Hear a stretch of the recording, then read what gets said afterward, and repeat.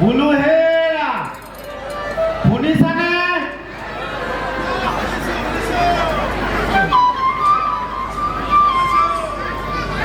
বোলো হেৰা শুনিছানে? এইজনী কলৈ গ'ল বাৰু? তাইক মই কলো এই কাপোৰখিনি ধুব লাগিব। তাই ঘৰত ৰ'বলৈও সময় নাই। তাই আজি আহক বাপেকে। তাইক আজি মই নদীৰ পাৰলৈ গৈ ডেকাবোৰৰ লগত গা ঘেলাই ফুৰিবলৈ তাই সময় ওলায়। এই কাপোৰখিনি ধুবলৈ তাই সময় নোলায়। আজি আহক বাপেকে তাইক আজি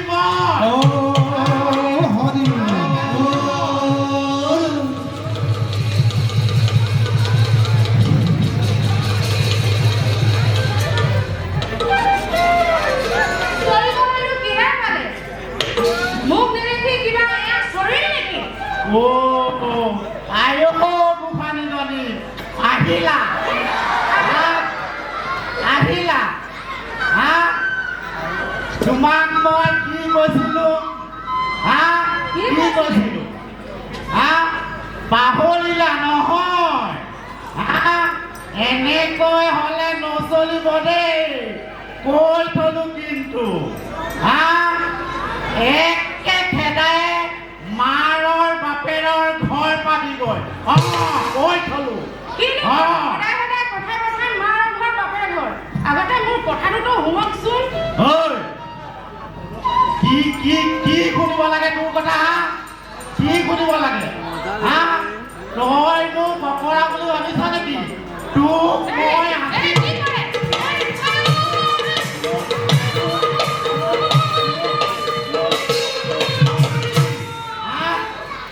চিনি পোৱা নাই এই বাপেৰক?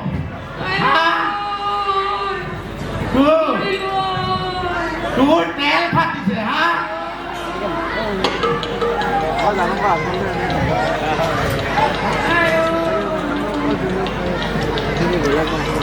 যা বুলি কৈছো নহয়, এতিয়াই মাৰ বাপেৰৰ ঘৰলৈ যা। মোৰ তাত আৰু এখন ডকো থাকিব নোৱাৰিবি। যা মাৰ বাপেৰৰ ঘৰলৈ যা। তাত তোক মাৰ বাপেৰে ঠেঙৰ ওপৰত ঠেং বুলি খুৱাব। যা বুজিলি? আৰু বাপেৰে তোক 10টামান মতা গোটাই দিব পাৰিব। যা তুৰন্তে মোৰ ঘৰৰ পৰা কৈ থলো কিন্তু। যোৱাৰ আগতে ক'ব লাগিব মোৰ দুখ কি।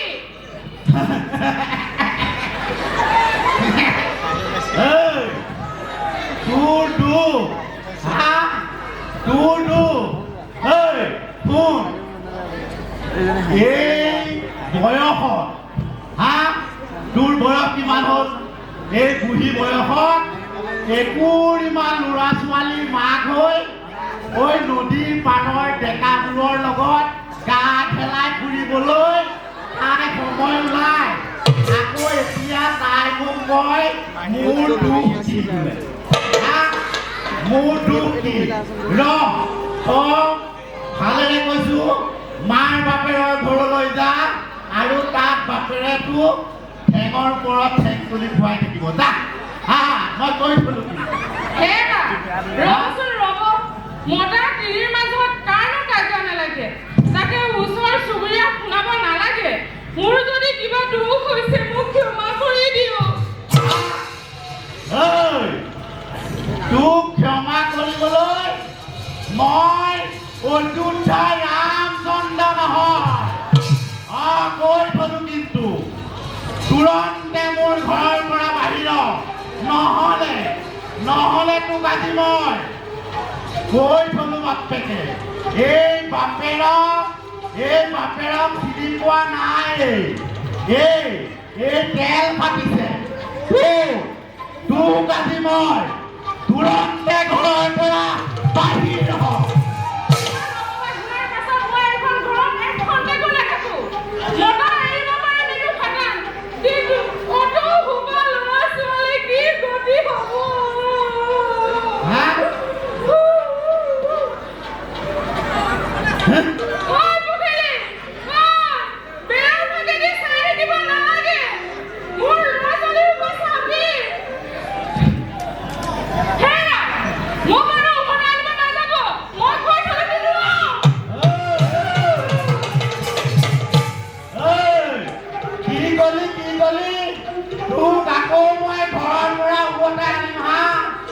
আমি হৰণ কৰা তিৰোতা ৰামচন্দ্ৰই ৰাখিব পাৰে মই কিন্তু কেনে মানুহ নহয় দেই কৈ থলো আপোনালোকক